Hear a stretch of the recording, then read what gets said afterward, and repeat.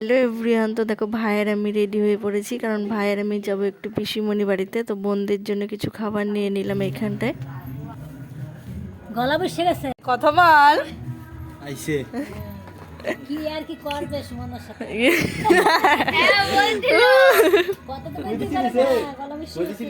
বল, কথা বল। বলতেছিলাম, বলছিল টাকা টাকা ওই টাকা দিতে যা টাকা ওই টাকা আইছে কথা কবি না এ হানার কথা বল না হানার কথা কি রে, কথা আমার সঙ্গে কথা বল। দিদির সাথে কথা বল। খাটের তলায় লুকাচ্ছি। ঠিক আছে ওইটাকে বলবি না এই দেখে বলবি না।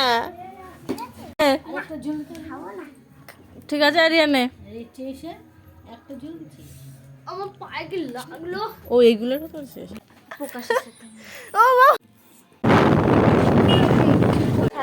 টক ছাড়া দেবে